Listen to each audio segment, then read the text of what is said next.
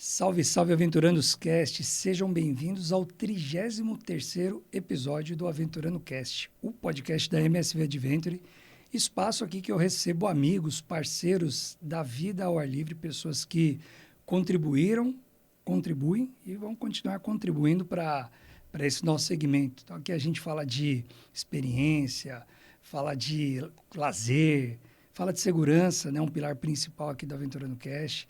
Então, aqui é o espaço mesmo da gente bater papo, né? Democratizar o máximo possível, levar a aventura profissional e segura para os mais interiores desse Brasil. Então, se você é novo aqui, você está conhecendo agora esse conteúdo, aproveite, se inscreva no nosso canal, ative os sininhos das notificações. Nós gravamos normalmente 2 episódios por mês. Nós estamos no YouTube e também estamos no Spotify. Quase que eu errei, hein? E, então, você já está conhecendo. Se você gostar desse conteúdo, então, aproveita, compartilha para a tua comunidade, seus amigos, indique o nosso canal, que aqui é muito legal. E hoje eu recebo mais um amigo, mais um parceiro. Eu confesso para vocês, aventurandos, que eu me preparei muito para esse dia, né? Eu recebo hoje aqui uma pessoa que tem uma importância muito grande para o nosso setor de turismo de natureza. É uma das pessoas que, junto com...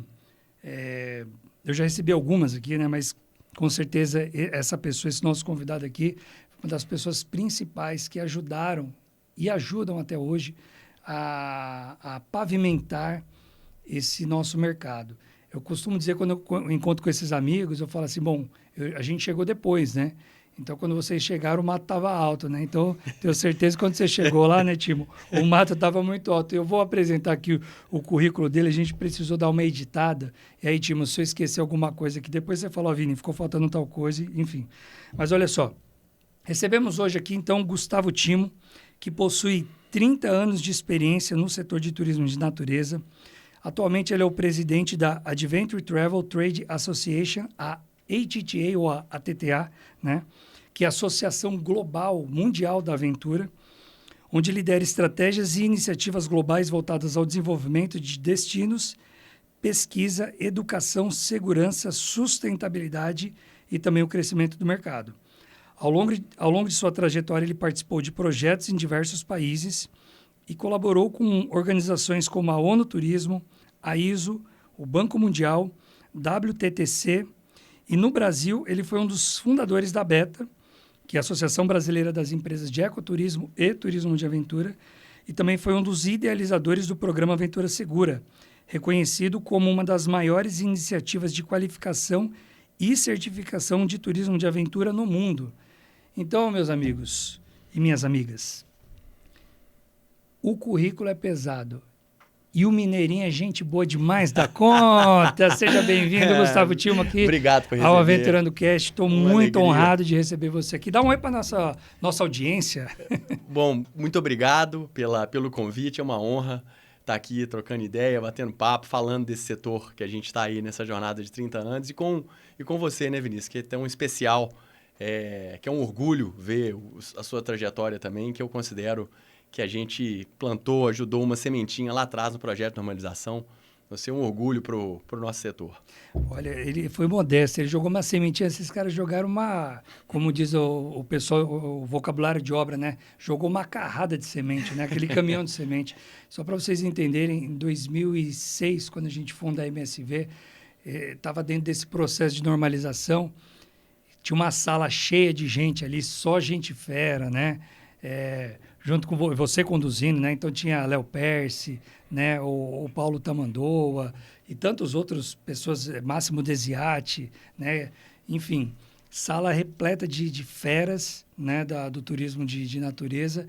E aí eu chego ali com uma mochilinha, sento no cantinho ali da sala. Pessoal, deixa eu aprender com esses caras aqui, deixa eu entender o que é esse trem de turismo de aventura.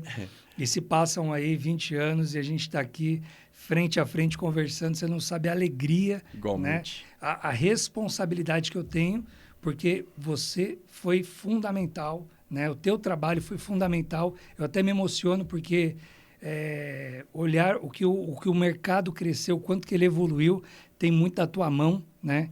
E com certeza a MSV, a gente acredita muito em Deus, né? A gente sabe que Deus foi o maior idealizador, né, da MSV, Amém. mas ele colocou pessoas como você, né, no nosso caminho. Eu sou muito grato a Deus pela sua vida. E que papo gostoso que a gente vai ter hoje aqui para que, assim, eu conheça mais você, né, mas para que nossa audiência saiba da importância, né, do Gustavo Timo. Então, vamos conversar, começando do começo, né? Vamos começar, a gente fica emocionado. Eu sou emotivo, eu já chorei aqui nesse podcast, tá? Eu Aqui também sou. Eu choro, é. Minhas filhas falam que eu choro até em filme da Disney. Ah, mas aí não tem como, né? Aí você pegou pesado. Também elas pegaram pesado, né? Poxa, como que você não vai chorar no Toy Story, por exemplo, Isso, quando o Andy vai para a faculdade? Aquilo ali é muito pesado, né, gente? Pô. Mas legal, vamos lá. Cara, como é que começou esse negócio da aventura na tua vida? Porque é uma bagagem, né? 30 anos de um mercado novo, né? A gente conversava pouco antes aqui do podcast, a gente estava almoçando. Poxa, é um mercado muito novo, né? Você está desde o começo, praticamente, né? Vamos dizer assim, né? Das primeiras gerações. Eu acho que teve uma geração antes da minha aqui no Brasil, né? O mercado começa no final dos 70, né? O mercado de ecoturismo e turismo no mundo, reconhecidamente, assim, começa com o movimento ambientalista. E o turismo de aventura é como se fosse um resultado desse movimento ambientalista. Eu começo em 96, já tem uma geração antes da minha que ajudou a pavimentar ou criar as condições para o que a gente fez pudesse acontecer, né? Mas eu sonhei que eu queria trabalhar com ecoturismo de aventura quando eu tinha 15 anos de idade, cara. É mesmo? Eu era adolescente e eu tive a oportunidade, uma época que consegui viajar com a minha família, eu consegui visitar a Austrália e consegui visitar a África do Sul. E nesses países eu vi, em especial um dia que a gente foi visitar um lugar na Austrália que chama Blue Mountains, perto de Sydney. E um cara pegou a gente de uma vanzinha, eu e minha família, outra família, a gente foi passar um dia com esse cara que era um guia. Ele tinha uma pequena operação de aventura. E ele tinha aquele chapeuzinho do crocodilo Dundee e tal, e mostrou pra gente esse canguru, fez uma comida ali no campo, e foi uma experiência incrível. Falei, cara, eu olhei, eu quero fazer isso na minha vida. Falou, isso que eu quero. Com 15 anos de idade. Eu decidi que eu queria ser guia de ecoturismo. Era isso, cara, eu decidi ali. E assim foi. Minha trajetória tá marcada por isso. Essa decisão meio que fica, até meio meu sono, mas fica na minha cabeça. E quando eu faço 18, eu entro na faculdade de administração, porque eu nem sabia que era turismo e tudo. Eu faço administração, mas com 19 anos de idade eu fico sócio de uma empresa de ecoturismo de aventura, a Brasil Aventuras Expedições. E ali começa, e foi muito legal, porque eu aprendi muito. A empresa já existia, era uma empresa nova. Fiquei sócio de um parceiro, Marcelo André. E daí a gente tem... e aí o mercado era muito novo. Em 96, quer dizer, nos 90, o mercado cresce muito no Brasil. Tem muita coisa acontecendo. Você está desbravando, né? É um mercado boom. É um boom. O mercado com muita gente aprendendo a fazer junto. Tem uma geração de empresários dessa época. Aventuras, Ambiental, Sim. a Pisa. Os destinos começando a acontecer. Brotas começando a acontecer. Chapada Diamantina começando a acontecer. Veadeiros... o Sul. Então, tá todo mundo começando a entender o que é esse negócio de ecoturismo e aventura. É essa época que a gente começa. Então, você bate muito com a cabeça na parede, você vai fazendo. É todo mundo muito novo, jovens e corajosos. E uma das melhores fases da minha vida. A gente fez muita coisa legal naquela época. Fizemos Neblina. Foi a primeira operação comercial para o Pico da Neblina. Fizemos Roraima.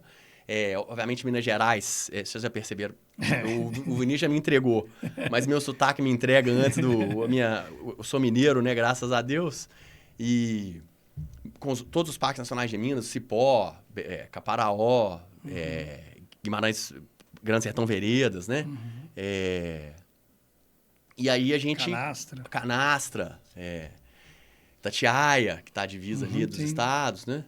Então, é uma fase muito interessante de abertura de mercado, eu diria. A gente era muito novo e corajoso e ia aprendendo fazendo. Não tinha escola naquela época, não tinha norma, não tinha muita referência aqui no Brasil. O que tinha na sua mochila nessa época, fora a coragem? E aí, muito interessante, a gente fazia, naquela época, a gente trabalhava, fazia... canyonismo, fazia... Operando? dava curso de canyonismo. É mesmo? A gente fazia cavernismo, a gente fazia espeleoturismo, tem uma caverna, tinha uma caverna ali perto de BH, 1 hora de BH, que era uma caverna alagada, a gente levava cliente numa caverna alagada que tinha rapel dentro da caverna. Tão doido que a gente era naquela época. E era incrível. Eu não sabia que você... Irmãos Pirazzi. Eu tinha uma parte vertical, a gente fazia travessia, então a gente fazia lapinha tabuleiro, Sei. e a gente fazia as grandes montanhas brasileiras, a gente fazia expedições overland, então a gente tinha uns roteiros incríveis. A gente tinha um roteiro que chamava Serra do Espinhaço, saía de BH e até Chapada Diamantina e voltava de carro com as Defender 110. Então, era uma fase que a gente podia, eu diria, ousar, né? E ser corajoso, e o mercado aceitava, etc. Porque era um momento de amadurecimento e de aprender todo mundo junto. Obviamente que isso foi amadurecendo, o mercado ficando mais competitivo, você tinha que profissionalizar e obviamente, você fala muito disso aqui, e Vinícius, o seu histórico está muito ligado com essa questão da segurança, né? E o podcast também. O que aconteceu nesse boom é que o turismo de aventura, ele coloca a vida das pessoas em risco, né? A natureza, a vida ao ar livre, ela tem todas as suas vantagens, mas ela tem essa característica intrínseca que é do risco, né? Então, o que aconteceu em paralelo a todo esse movimento é que a vida acidentes começaram a acontecer, mortes começaram a acontecer, e o mercado, e assim, né, a paixão e o amor, que eu acho que é o que motiva todos os empresários desse setor, ele tem a grande característica de ser... Ninguém começa nesse setor porque quer ganhar dinheiro. Vou empreender para ficar rico. Isso lá atrás. Lá em 90 Eu diria que é a característica geral do setor. É um setor de empresários apaixonados. Assim, a gente vai Nos falar... dias atuais, você acredita também? Olha, eu acho que hoje o mercado mudou bastante, né? Hoje, o mercado cresceu enormemente, né? No começo, o mercado era um mercado de pessoas que amavam a natureza, amavam as atividades e queriam ganhar a vida com isso. Tá. Era estilo de vida ligado à paixão, amor e uma motivação de transformação, de transformar o planeta, a vida das pessoas. Tinha muito propósito, né? Muito propósito, muito. Até hoje tem. Tá, desculpa, vai lá. Até hoje tem. Até hoje tem, mas eu acho que onde que a gente vai chegar, né? O mercado evoluiu e virou... E tem uma parte do mercado hoje que virou de negócio, né? De business. Sim. O que é bom e traz as suas vantagens também. Mas eu diria que o coração, né? O grupo de empresários, tanto a nível nacional, mas a nível internacional também, ele é de pessoas que são apaixonadas pelo que fazem. Então, eu acho que a gente... Eu com 30 anos de jornada, você com 20, né? Nós somos muito sortudos, né? Sim. Porque escolhemos trabalhar nesse mercado, que é um mercado que carrega propósito, que transforma a vida das pessoas, que melhora o planeta, conserva a natureza. Deixa as pessoas mais felizes. Deixa as pessoas mais felizes, tá ligado com o bem-estar, tá ligado com o impacto social e ambiental positivo e tudo. E a gente está conseguindo criar nossas famílias, consegue ganhar dinheiro, consegue fazer isso de maneira equilibrada com os objetivos de um planeta melhor. Consegue se divertir, né? E a gente fala a verdade, se pô. divertindo, Não precisa segurar. Ele quer falar assim, a gente se diverte e ganha dinheiro. Dinheiro e se diverte. É isso aí. Mas, trabalhando muito. Não, a gente trabalha pra caramba, né?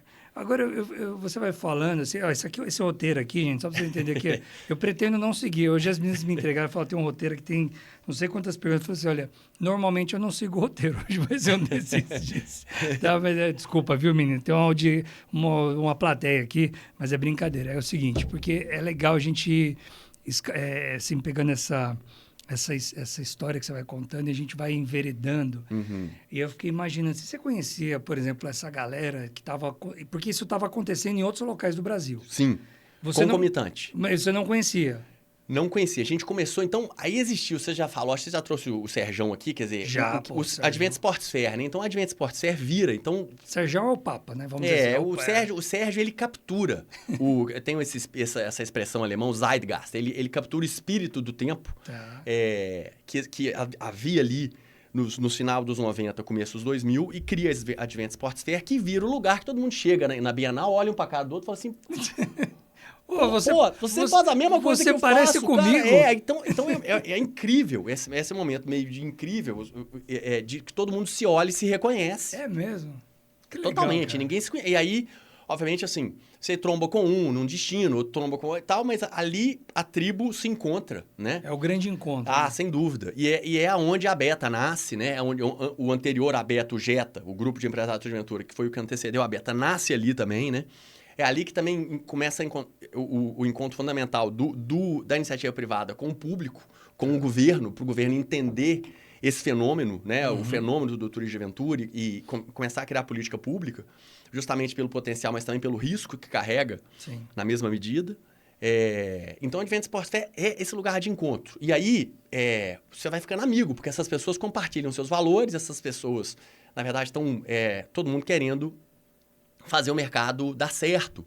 E todo mundo apaixonado pelo que faz, né?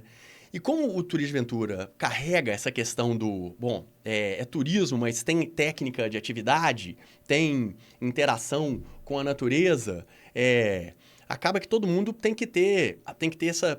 Qual que é o conhecimento técnico que você precisa ter? Como é que o cara se forma um bom guia? Como é que é uma boa operação? O que é um produto bom, né? Como é que o turista se comporta? Então, todo mundo começa a entender esse negócio.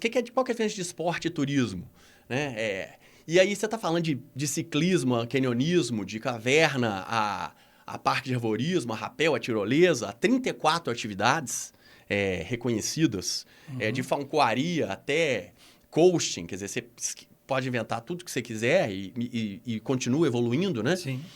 Então, esse mercado se encontra, todo mundo se reconhece e fica amigo, porque compartilha dos valores, compartilha os desafios, e daí nasce o Jetta, nasce a Beta, na Advent Sports Fair e o movimento ganha força.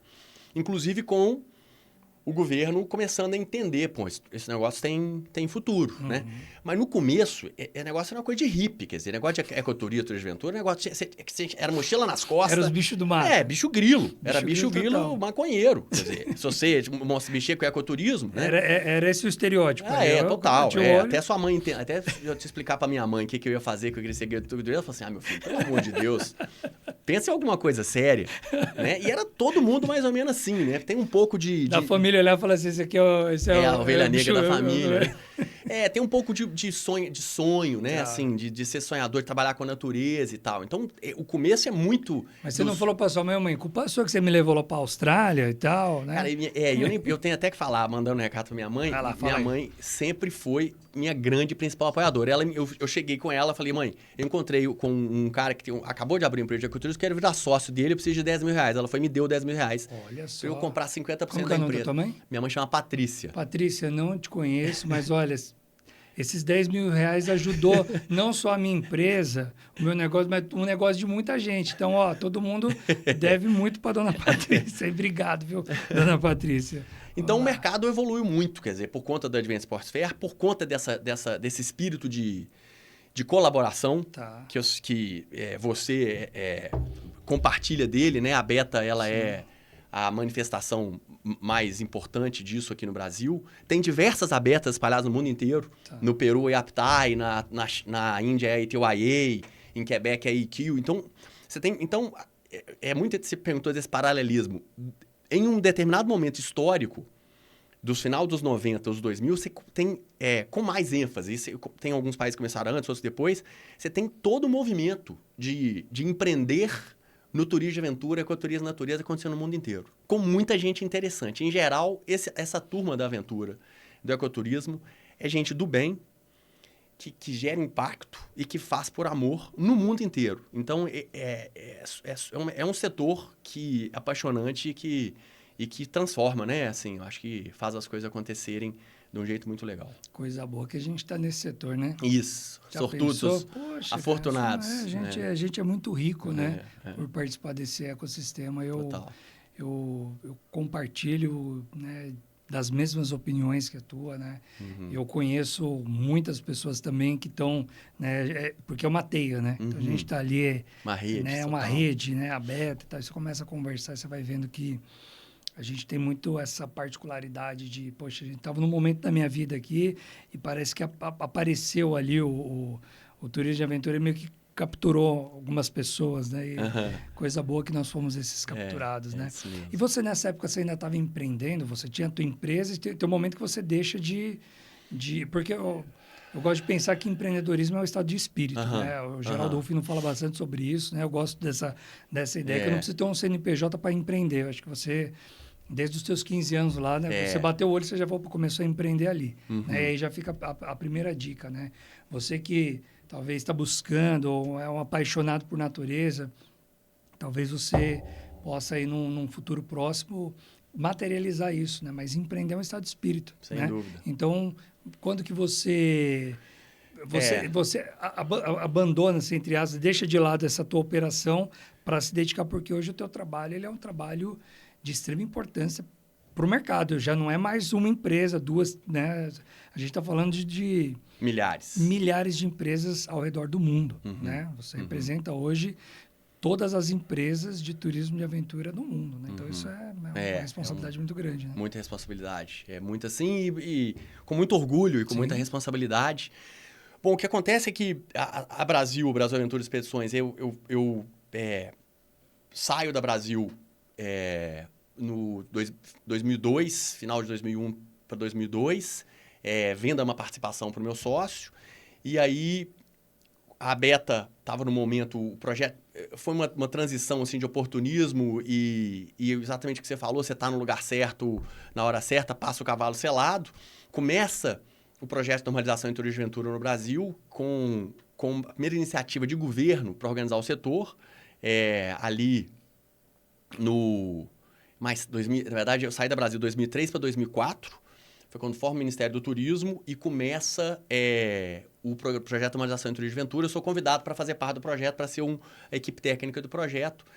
E aí eu deixo empreender na operação, né? Era de ser guia, de ter uma operadora, desenvolver roteiro, estar no mercado. E passo a, então, tocar esse projeto de normalização em turismo de aventura, que foi a primeira grande iniciativa organizada de estruturação setorial, patrocinada pelo governo, que nasce mais ou menos em paralelo com a Beta. Porque o que acontece, então, nesses idos dos 2003 para 2004, é que o mercado cresceu, bombou, e acidentes começaram a acontecer, né? Ao mesmo tempo, o governo quer mexer. E aí os empresários começaram... Eu tive um acidente muito sério na Brasil Aventuras, que mudou, que inclusive é a razão, é um marco importante. Nós tivemos um acidente sério em estrada, em que uma das guias faleceu. Um capotamento de carro, muito triste, com uma cliente ficou gravemente ferida. E esse dia marcou a minha vida. E o que aconteceu ali, na minha cabeça, não podia acontecer mais. E eu queria, de fato, contribuir para isso. E isso gera... Eu ligo... Então, essa pergunta que você fez. Como é que você... Aí eu ligo com meus amigos, começo a ligar, ligo, Máximo, pô, como é que tá, né? Tá acontecendo? Tá, Douglas, Ion, ligo. Todo mundo, a gente precisa fazer alguma coisa. Está acontecendo acidente, não tem referência, vamos discutir? E aí, na Advent Sports Fair, a gente marca o encontro. Vamos discutir como é que a gente cria padrões operacionais, como é que a gente começa a discutir segurança, risco, como é que a gente começa a estabelecer como é que isso é bem feito, quais são as boas práticas do setor. Isso não existia no Brasil, zero. Gestão de risco no Brasil, ninguém sabia o que era turismo de aventura, nessa época, 2000, começo dos 2000. E isso ganha muita atração, porque todo mundo sempre estava sentindo a dor. O sentimento era comum. Comum. Não era um... Não era uma coisa sua, né? Não era, aconteceu um acidente comigo, eu sou... Não, todo mundo viveu em diferentes graus de severidade, né? Essa necessidade de melhorar a maneira que gerenciava riscos, a necessidade de treinar melhor os seus guias, a necessidade de dominar melhor as técnicas e definir melhor as boas práticas da operação turística, que bebe muito, que sempre se baseou muito na parte esportiva, mas que não é esporte, é turismo. É um outro jogo, do ponto de vista de técnica, de responsabilidade civil, etc. Então, isso ganha muita atração. E aí, o Jetta começa, o Grupo de Turismo de Aventura, eu estou no Brasil ainda, aí eu saio da Brasil, o programa de normalização está começando e a Beta está começando em paralelo. Então, é um terreno muito fértil, é um momento muito feliz, talvez uma das fases também mais interessantes que eu tive a oportunidade de estar, com muita sorte também de estar no lugar certo na hora certa. E a gente toca um projeto de normalização que vai viajar o Brasil inteiro patrocinado pelo Ministério do Turismo para desenvolver normas técnicas voluntárias dentro da BNT. Começa com 10 normas e evolui para 24. Porque o setor abraça, vira como se fosse a incubadora da Beta, porque forma um cara que nem você, né? Que o seu talento, obviamente, vem de você, mas gera aquele... Peraí, tem caminho aqui, tem caminho de ser profissional e tal, e cria uma espécie de uma comunidade que começa a falar a mesma língua. E a norma técnica voluntária, ela tem essa vantagem. Ela não é feita em gabinete, com meia dúzia de cara burocrático, técnico. Tá, é feita pelo setor. A turma senta junto numa mesa e vai discutir. Peraí, como é que dá um nó melhor aqui? Como é que você chama esse nó? Como é que você chama essa atividade? Qual que é o nó? Exatamente. E o lance do voluntário é muito legal, né? Porque não é compulsório, né? Isso. Não é... Vamos fazer porque a gente quer fazer.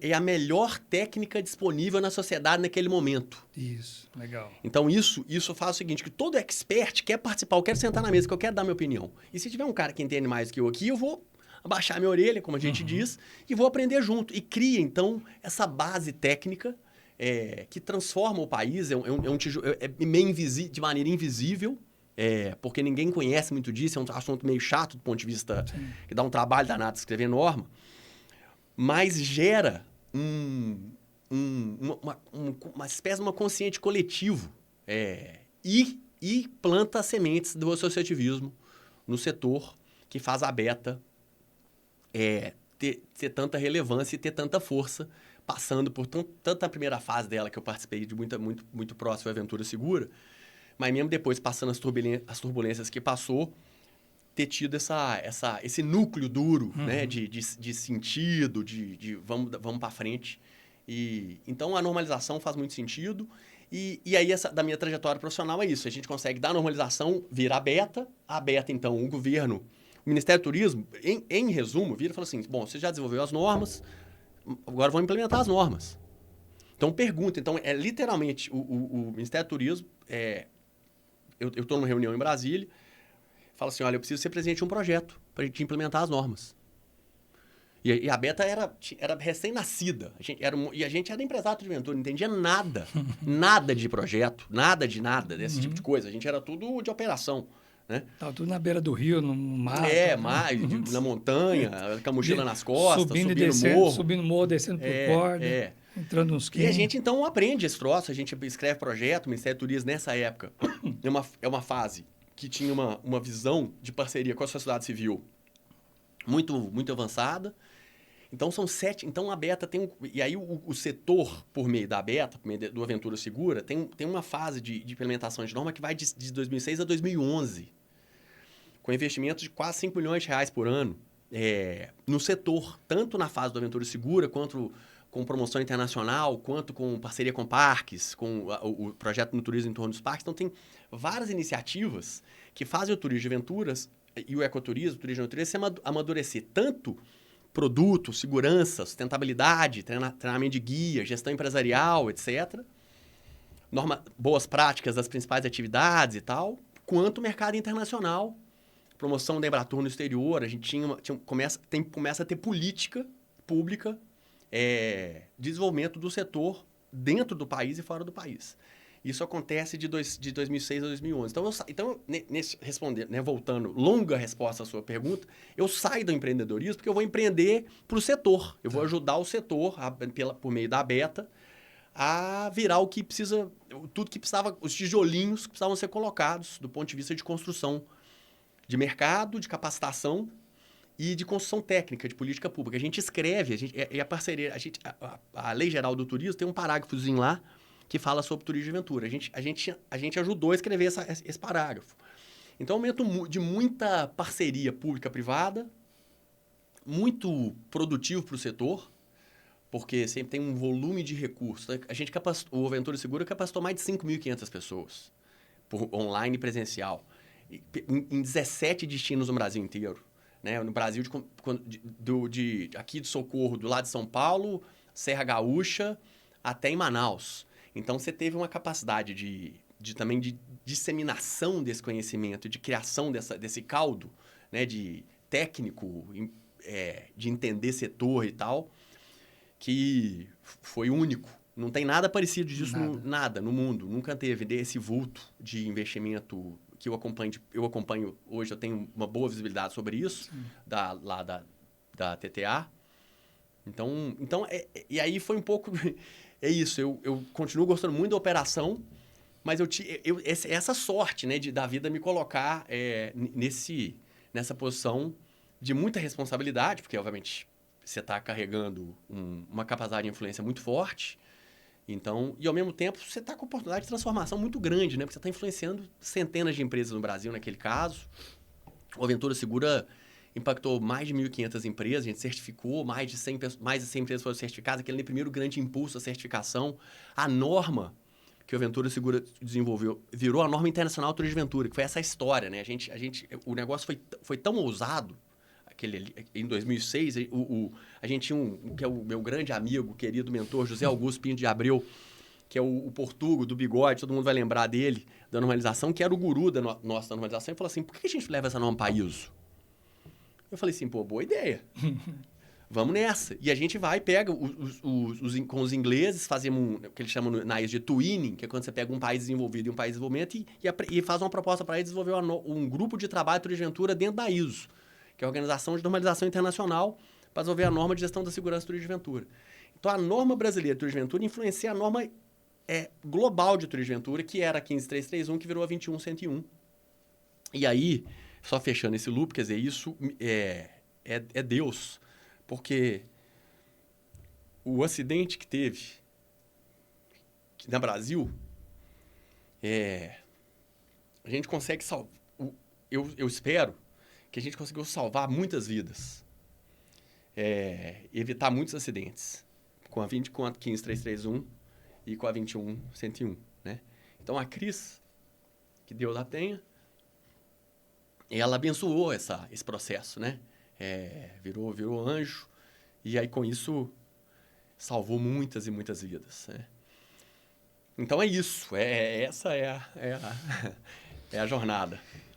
Meu irmão, que jornada bonita. E, mais uma vez, né, sou eternamente grato aí a Deus pela sua vida. E muitos de nós aqui, muitos empresários, né, poder ouvir. Eu fico pensando aqui o quanto que esse conteúdo a gente pode consumir ao longo dos anos, né? Pessoas que talvez ainda são crianças ainda e daqui a pouco vão empreender com turismo de aventura. Fala, deixa eu ver essa história aqui, né? Então, obrigado mesmo, em nome de todo o mercado. É muito bom ouvir essas histórias e saber de onde que a gente veio, né? Para onde que a gente está caminhando e saber da galera que pegou a foice ali quando o mato estava alto e falou, deixa eu abrir essa trilha aqui, né?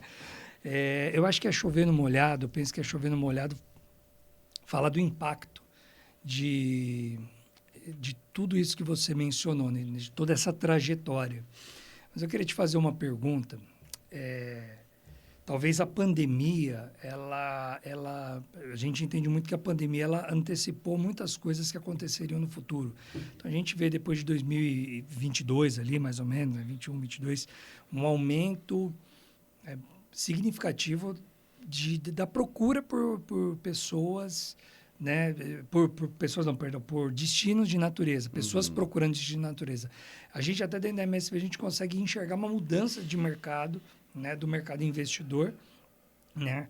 Pessoas que olharam esse mercado e falaram, opa, calma aí, que isso aqui é um mercado importante, é um mercado legal, um mercado pujante que tem chance de crescer. Qual que é a minha pergunta para você?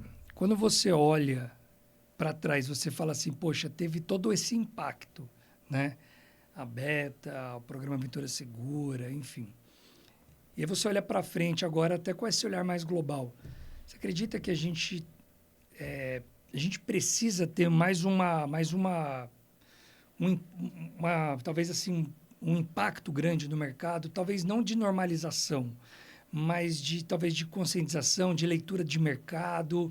A gente tem margem para expandir ainda mais. Isso aqui pavimentou uma parte, mas tem muita coisa ainda pela frente. Como que você enxerga assim, uma boa pergunta. O futuro, vamos dizer assim, né? O que aconteceu, que transformou, e a pandemia faz parte dessa aceleração, é comportamento de consumo, né? O consumidor mudou, e o mercado muda junto com o consumidor, né? Essa aceleração da economia da experiência e da valorização da experiência como, em muitos casos, como mais importante do que ter, né? Então tem essa parte muito grande. E quando você pensa em experiência, você vai pensar em vida ao ar livre, em natureza, em aventura. E aí o turismo, obviamente, é das principais indústrias do mundo, né? A maior empregadora, uma a cada 10 empresas no mundo é gerado pelo turismo. Então o turismo, ele começa ele surfa essa onda da experiência. E o que significa, do ponto de vista de tendência de consumo, é que o turismo de massa, né, as experiências massivas, resort, sol e praia, ônibus com 40 pessoas, que foi o que ditou o modelo de desenvolvimento do turismo de 1960, 50 até, em grande ênfase, 2000 e quase pandemia, né? Isso, com o hiato do Covid, que é um hiato, né? O mundo para, a primeira vez que o turismo para, o turismo nunca tinha parado antes, né? Mesmo com guerra, com etc., o turismo tinha sustentado esses choques sem parar. O Covid para, mas o que acelera é a experiência, né? Porque a experiência significa o seguinte: eu não quero ter a minha vivência, a minha experiência quero que seja diferente da sua. Então tá no resort deitado, ou tá no ônibus que todo mundo tá. Tá todo mundo igual. Tá todo mundo igual. Você começa a ter diferenciação, autenticidade e busca por experiências únicas. Isso, do ponto de vista de comportamento de consumo, aumenta muito a demanda pelo que a gente oferece. As exigências de natureza, de cultura, de atividades específicas e que são muito mais personalizadas. Então, a personalização, eu quero a minha experiência pessoal. Então, tem tanto um incentivo do ponto de vista de comportamento de consumo e, obviamente, redes sociais e todo esse outro mundo de mídias sociais e tal, que tem seus prós e contras, sim. Não vamos entrar nessa. Mas uma coisa alimenta a outra no pós-Covid, acelera demais o comportamento de consumo. E aí, o que muda, respondendo a sua pergunta, o que muda é que o turismo de aventura, o turismo de natureza, que era de nicho, nós éramos nicho, esse setor era um setor de nicho, vira um setor mainstream. É o que você está sentindo nos seus... Quando você vai, hoje, o seu business, a MSV, você começa, o seu nível de conversa, os empresários, o mercado ampliou demais. Porque a experiência enquanto setor econômico, o turismo navegando nessa experiência, ganhou outra dimensão. Outra dimensão, né? Literalmente. Né? Então, os números da TTA, que a gente mede, o tamanho do mercado de turismo de aventura no mundo hoje, ele está próximo de 2,1 bilhão, quase chegando a trilhão. Então, vale o choque. Né, assim, o que precisa é o seguinte: as soluções agora têm que ser de maior escala. Né? A implementação da segurança, todo o negócio que mexe com a experiência tem que envolver gestão da segurança. O tamanho do mercado mudou. Os princípios, as soluções, as boas práticas são as mesmas, elas têm que alcançar esse mercado todo. Tem muito trabalho para fazer, porque com o mercado em plena expansão, você vai ter sempre novos players entrando, você vai ter sempre jogadores que não eram do setor que querem entrar no setor. Tá. Então, você precisa converter essa turma toda. Então aquele grupo de apaixonados, né, que a gente fez parte, né, agora ele tem um grupo de businessmen, né? A pessoa que querem negócio. Então, assim, peraí, vamos fazer negócio? Vamos fazer negócio usando todo o quadro de normas técnicas, de educação, de qualificação, de melhores práticas, de técnicas para fazer bem feito, né? E o mais importante de tudo, e esse talvez é o grande desafio, é mantendo a essência. Porque o grande desafio é que esse tipo de turismo de natureza, de ecoturismo, de aventura, ele tem no seu DNA o impacto positivo. Ele gera transformação em áreas rurais, em áreas ambientais, de vida selvagem, e ele precisa ser sustentável. Então, o nosso grande desafio enquanto setor, no Brasil e no mundo, é navegar ou surfar essa expansão de oportunidade de negócio, de oportunidade de gerar mais pessoas fazendo, mais consumidores fazendo o que a gente oferece, mantendo a nossa essência, que é levando os dólares dos turistas estrangeiros aonde ele é necessário, que a gente chama dos 3Ds, que em português não traduz bem, mas em inglês é diversification, dispersion and deepening, que é a diversificação, a dispersão e o deepening é o aprofundamento das experiências. Porque o turismo tem que ir para o fundo da Índia, onde não tem economia, tem que estar no fundo do Nordeste brasileiro, tem que estar ajudando as unidades de conservações no Chile, tem que estar nas 330 ilhas de Fiji, no Pacífico Sul, não pode estar só em uma ilha. Então, essa dispersão, a diversificação e o aprofundamento das experiências, de maneira sustentável, aonde o dólar vale mais. Então, não é levar mais dólar para Nova York, mais dólar para onde não, é levar onde não tem. E aí a gente pensar no o que a gente chama do the right type of travel, no turista de alto valor. O turista de alto valor não é o turista rico, ou não é o turista de luxo.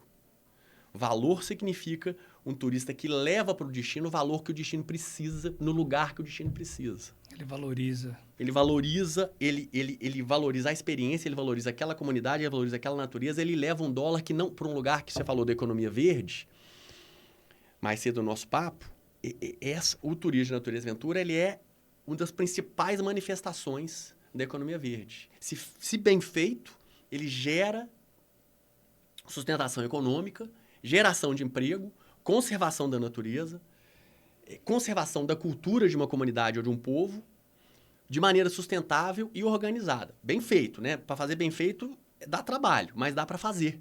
Tem muitos exemplos ao redor do mundo disso, muitos exemplos aqui no Brasil. E essa é a grande história. A gente tem uma oportunidade de ouro agora nessa expansão de tamanho de mercado, de fazer isso gerando mais impacto positivo no mundo e fazendo o turismo especializado, esse nosso turismo de natureza e aventura, ser um motor de transformação econômica sustentável nos lugares mais importantes do mundo. Tá, então tem margem para a gente fazer mais uma virada de... Nós estamos no momento. Tá, eu acho que nós estamos no momento. Legal. Acho que nós estamos vivendo isso, né? As áreas protegidas entendendo Sim, isso, perfeito. unidade de conservação entendendo isso muito de maneira fortemente. Os grandes doadores, Banco Mundial, o Banco de Desenvolvimento Asiático, o BID, países inteiros. Eu acabei de voltar do Peru agora, um encontro que a gente teve lá, o Promperu, que é um dos principais, como se fosse a Apex brasileira, é a agência de exportação peruana. A política pública do Peru hoje é investir em turismo de natureza. O México, a gente vai ter um evento em Chiapas, no México ano que vem. O México parou a política pública de investimento no México deixou de ser investir em Cancún, Riviera Maya, vai investir em comunidade nas indígenas, nos pueblos mágicos no interior do México. Então, você tem tanta oportunidade no ambiente parceria público-privada, quanto oportunidade no ambiente público. E aí, para o empresariado, quer dizer, você está falando, a virada nós precisamos influenciar para todo mundo surfar. Acho que está na trilha certa. Legal. E quando você fala assim de outros mercados, né? Agora como a TTA, vamos dizer assim, e você enxerga hoje o Brasil, você conheceu aquele Brasil lá atrás, né? De 2006, né? Do início de tudo. E aí você hoje roda outros mercados. Eu acredito que o Brasil tem uma certa influência, né, com a questão das normas técnicas e tudo mais. Mas você enxerga que a gente tem alguma referência hoje? Assim, no passado a gente falava muito de Nova Zelândia, Costa Rica. A gente está junto com esses destinos na tua... Não sei se é uma pergunta fácil de você responder, se eu vou te colocar numa saia justa, mas assim... a gente está muito longe, a gente está perto, a gente passou. Como é que funciona essa questão de... É uma pergunta boa, é difícil de responder, porque depende do critério. Tá. Do ponto de vista de mercado, enquanto país que atrai, nível de competitividade do Brasil no mercado de turismo especializado, de natureza, aventura e ecoturismo, a gente não é reconhecido como líder. Tá. Não é. A Nova Zelândia, a Costa Rica... Aquela história de potencial que a gente vê nos fóruns econômicos, é potencial, mas não é produto. Não é produto e presença, né? Nesse mercado é uma presença tímida, o que não se compara com o que o país é. O país é um país mega diverso, com um sistema de parques nacionais incríveis, com experiências únicas, mas o Brasil não é competitivo como outros países são nesse mercado, né? Tem muito potencial para fazer, né? E poderia investir muito mais nisso para ter mais liderança e ganhar mais mercado. O Brasil, por outro lado, está navegando a crista da onda, né? Assim, o Brasil, a gente está vendo um momento de contexto internacional em que a América Latina como um todo, em virtude das crises de conflitos na Europa e no Oriente Médio, e a dificuldade de fluxos internacionais para a Ásia, a América Latina inteira está crescendo a demanda internacional muito grande. E, obviamente, eu hoje estou no assento, quer dizer, da TTA a gente olha fluxo de mercado internacional especializado. Então, estou te respondendo dessa perspectiva, né? Então, o Brasil vai surfar a onda da América Latina, que está crescendo muito comparado às outras regiões do mundo. E o Brasil, obviamente, ele tem destaque na América Latina pelo tamanho e pela potência que é econômica. Então, nesse aspecto geral do turismo, o Brasil está com alta demanda maior que outras regiões do mundo. Na liderança do ecoturismo de Ventura, ele não se compara à presença do que o Peru tem, Chile tem, Nova Zelândia tem, outros países são muito mais relevantes do ponto de vista de atração para o mercado consumidor do que é o Brasil hoje. O Brasil tem capacidade de ser uma dessas lideranças e ele não exerce essa liderança hoje por diversos motivos. Tá.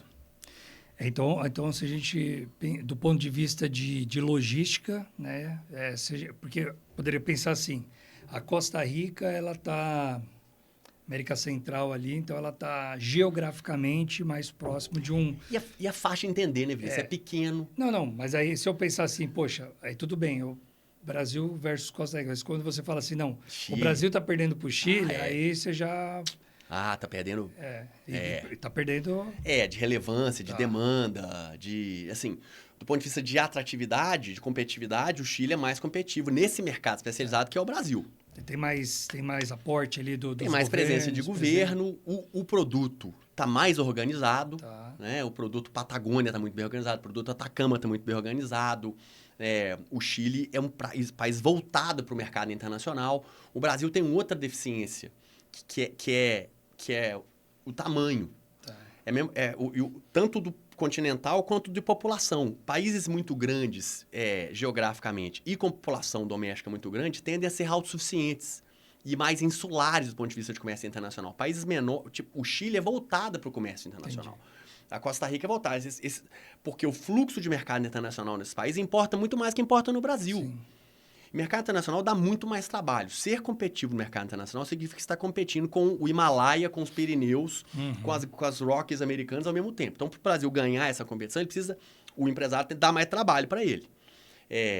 Se eu tenho um mercado doméstico potente, para que eu vou ter Não trabalho? vou gastar tanta energia no mercado. A Índia é um pouco assim, Tá. né? Os Estados Unidos é muito assim. Países com populações muito grandes, eles se voltam mais ao mercado doméstico. Então, o Brasil, além de todas as questões de logísticas, das questões de investimento de governo, etc., o mercado internacional tem menos importância relativa no Brasil do que tem em outros países que precisam mais desse... Por exemplo, a Amazônia peruana é muito mais competitiva que a Amazônia brasileira. O produto é melhor, tá mais voltado para o estrangeiro, etc. A formatação tá mais organizada. O Pantanal brasileiro está lotado até 2020. Você só consegue Pantanal agora em 28. Então, não é que o Brasil não está vendendo. Está bem, é muita competitividade. Mas tem alguns lugares do Brasil que são produto para gringo, né?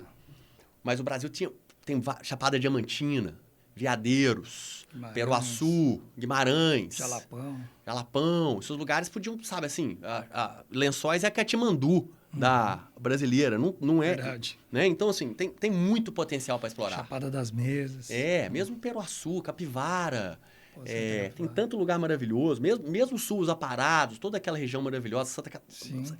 Então, assim, o Brasil tem muito potencial para crescer e poderia estar muito melhor posicionado nesse mercado. Legal. Ô, Timo, a gente poderia ir enveredando mais aqui, mas daqui a pouco acabou o nosso tempo. Tá bom. Eu queria mudar aqui um pouquinho a chave, né? Porque tem um pilar muito importante aqui para a gente sempre fala é o pilar principal do nosso negócio. E do nosso negócio não é o negócio MSV, nosso negócio Aventura no Cash, é o negócio turismo de aventura, que é a segurança, né? Então, assim, se você pudesse resumir assim uma frase, enfim, algo assim, o que é segurança pro Gustavo Timo? Eu acho que o resumo segurança é cuidar de vida, né? Acho que o resumo é esse. A gente tem a obrigação de colocar a vida das pessoas em primeiro lugar, né?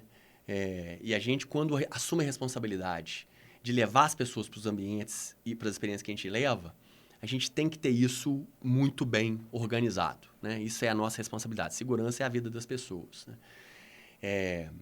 Eu acho que a segurança e gestão de riscos, ela tem várias camadas, né? E está muito ligada com o mercado que você está trabalhando, onde que você está na cadeia, onde é que você está em relação ao produto, né? A experiência, a linha de frente, né? Numa operação da MSV, da tirolesa ali, você está na linha de frente com o turista, né? Você está colocando a cadeirinha nele, né? Você está gerenciando o capacete. Então, tem um conjunto de medidas de segurança ali, que é a 21101, a ISO, né? A norma de turismo de aventura, sistema de gestão da segurança, ela trata muito bem disso. Mas dependendo de onde você está na cadeia, para um operador internacional, por exemplo, segurança tem várias outras dimensões, né? Se é um agente de viagem, tem outras dimensões. Então, a gente tem que entender segurança muito na perspectiva de onde você está, né? Para mim, segurança hoje, de onde a gente está na TTE, como é que eu crio o maior volume de informação de segurança para ser disponibilizado para a comunidade global turismo de aventura, em todas as suas dimensões. Né? Daí que eu sinto, por exemplo, todo associado da TTA tem incluído na sua mensalidade, na sua membresia, na sua associação, um curso de sistema de gestão da segurança baseado na 21101, online. Legal. É uma coisa que a gente inclui na associação. Porque isso é o pilar fundamental e básico de qualquer coisa que a gente faz. É o que você está falando. A segurança é da onde tudo começa, da onde tudo parte. Não é um diferencial. Não é um diferencial. O diferencial competitivo é ser mais bonito, ser mais colorido, dar uma experiência melhor, não sei o quê. Não. Segurança é o fundamento. É o coração by design. Então, a gente diz o seguinte, que os 3 pilares de uma experiência bem feita, ela tem que ter segurança, sustentabilidade e qualidade da experiência. Mas nessa ordem. Nesse caso aqui, nenhuma é mais importante que a outra, mas a segurança é o primeiro. Né? Assim, a segurança tem que ser, na minha opinião... Em primeiro lugar. Os nossos textos, eu sempre falo assim, você vai colocar um texto, lá vai ter segurança... Primeiro lugar. Primeiro. Não coloca... Então acho que é isso. Você tem hoje uma boa base. A ISO 21101, ela é utilizada em vários países, da Nova Zelândia, à Suíça, ao Chile, ao México, ao Brasil, ao Reino Unido. Então, é extremamente consolidada e de consenso. Você tem um conjunto outro de normas que se encaixam, né, no sistema que foi desenhado. As transversais e as específicas. E você tem que pensar... E aí, eu acho que tem a segurança do negócio, o seguro, primeira proteção, segunda proteção, capacidade de responder, desenho de produto... relação com a cadeia de distribuição, onde é que você está? Porque hoje, no turismo, você tem um operador direto, você tem um tour operator do destino, você tem um DMC, você tem um outbound. Então, você tem está todo mundo fazendo o dever de casa nessa rede, nessa cadeia de distribuição, né? O turista está sendo informado, o turista que está comprando desse cara aqui, o que ele vai fazer com esse cara aqui?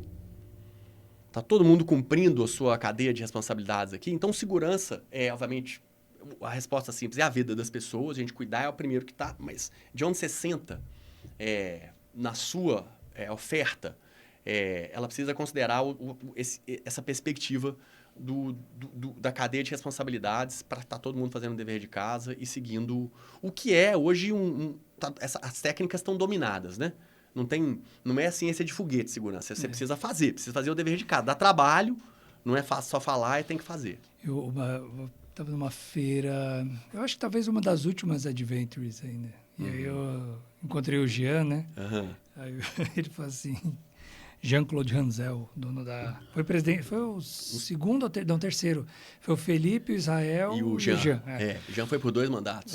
Aí eu encontrei o Jean nessa adventure dele e falou assim, Vinícius, na nossa época, a gente tinha margem para errar, vamos dizer assim. Isso. Né? Não tinha nada, né? A gente não sabia. Não sabia o que fazer. Então, um fazia aqui de um jeito, outro fazia de outro Exato. e tal. Mas o cara errar hoje, nos dias atuais, não tem margem para isso. Eu quero falar que não sabe. Não sei. Não, então, cara, então vai estudar primeiro. Porque naquela época a gente não sabia mesmo. A gente discutiu, a gente sentou na mesa para decidir o que era. Né? O Ion uma vez falou para mim, Vini, são 2 potes. Na nossa época era assim, eu tinha 2 potes. Tinha o pote da sorte Isso. E o pote da competência.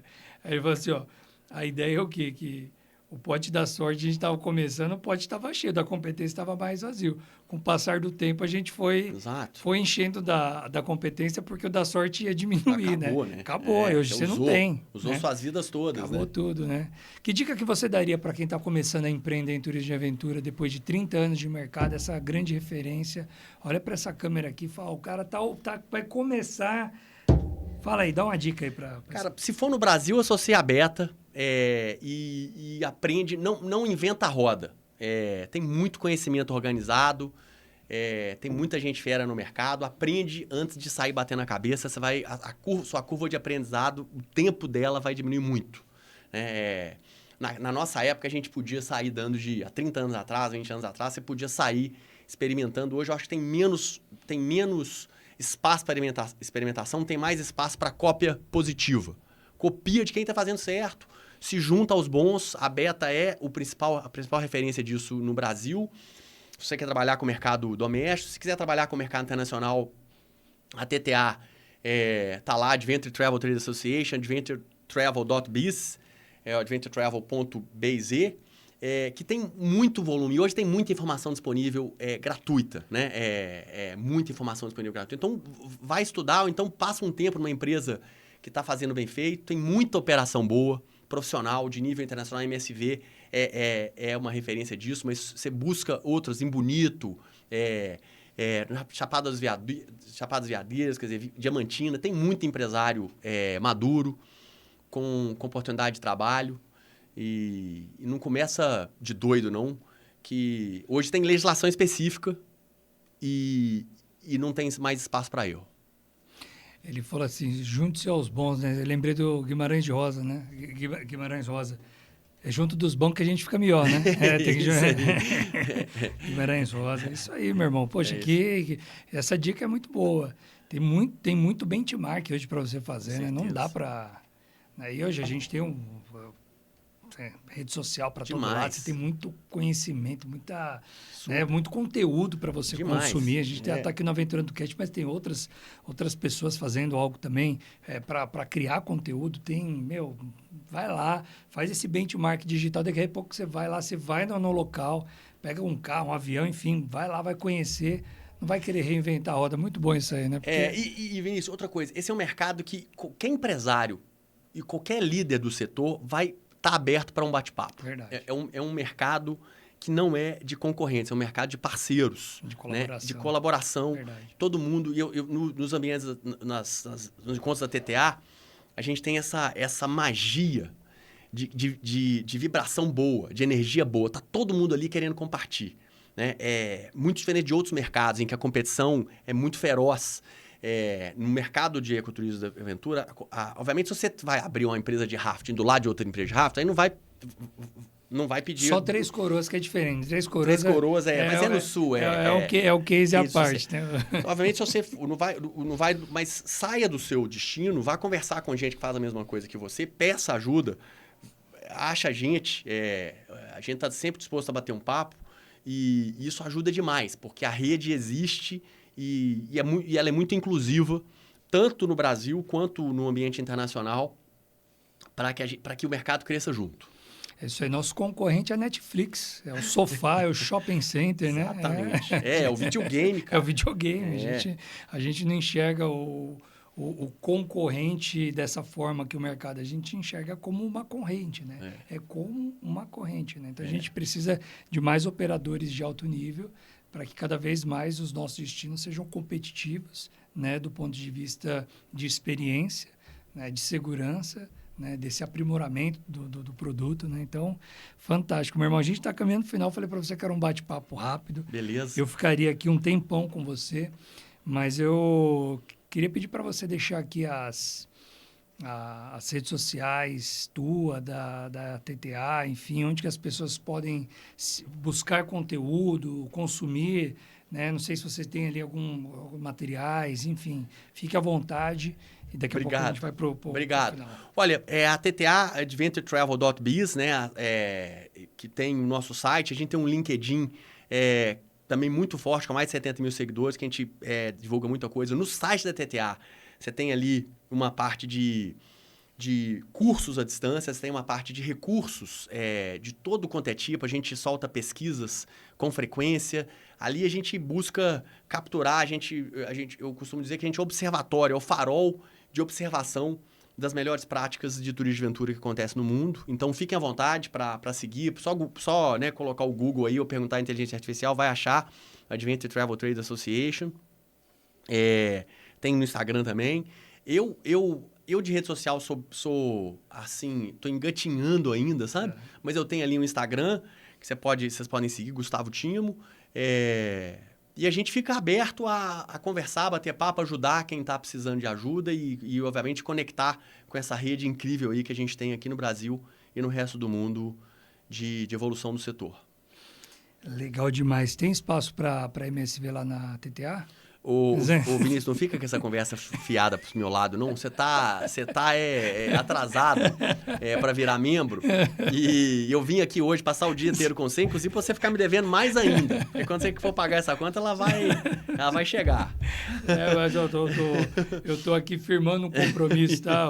Tipo, eu quero ser palestrando num dos eventos da TTA em 2027. Legal. Poxa, que honra. Vai ser uma honra estar com vocês, com certeza. Vamos ver como é que tá esse inglês seu. Tô treinando aí, poxa. Aí, ó, tá o desafio aí, né? Meus professores de inglês já sabem, né? Mas eu tô destravando. Né? Então, vamos nessa. Meu irmãozinho, cara, uma alegria gigantesca estar aqui com você. De verdade, foi um papo muito fluido aqui, muito bom. Realmente uma alegria enorme. Um sentimento aqui de gratidão a Deus pela sua vida, pelo trabalho que você desenvolve. E você tá jovem pra caramba, né, cara? Tem muito talento pra caramba. Tem bastante. Você vai continuar a desenvolver aí, para ajudar a pavimentar esse nosso mercado. Então, mais uma vez, muito obrigado, meu irmão. Obrigado pela oportunidade, meu irmão. Saiba que aqui o Aventurando Cast, ele é a tua casa, a MSV é a tua casa. Deixa um recado final aí pra galera que tá te assistindo. Você já falou da tua mãe, mas enfim, manda um abraço aí, não vou me complicar aqui, vai lá. Eu quero convidar todo mundo, quem está interessado em conhecer melhor o mercado internacional do turismo de aventura. O Encontro Mundial do Turismo de Aventura acontece agora em Quebec, agora em setembro, o Adventure Travel World Summit. Esse é o encontro que reúne 800 pessoas, os principais líderes interessados no turismo de aventura do mundo se encontram lá, a gente vai estar lá e sejam todos bem-vindos a buscarem mais informação e deixamos também o convite, se 26 está muito, muito em cima da hora, a gente tem sempre eventos da TTA acontecendo ao redor do mundo, juntem-se a nós, se não quiserem se juntar à TTA, juntem-se à Beta, vamos junto construir um setor de ecoturismo de aventura forte, sustentável, seguro e que transforme vidas, conserve a natureza e faça o bem para o mundo. Isso aí. Esse foi o 33º Aventurando Cast. Se você gostou, gente, por favor, deixa um joinha, compartilha aí com... Sabe aquele grupo que você tem do WhatsApp dos guias, dos condutores locais? Coloque esse conteúdo lá para a galera assistir, conhecer mais o Aventurando Cast, se inspirar, entender de onde que a gente veio, né? Eu acho que é bem importante para onde que a gente está indo. Então, se inscrevam nos nossos canais aí, compartilhem, consumam nossos conteúdos. Meu irmão, obrigado mais uma vez, de verdade. Grande prazer. Obrigado pela oportunidade. Vamos junto. Grande abraço, Sucesso. Aventurandos. Até a próxima. Valeu. Tchau. Valeu. Tchau.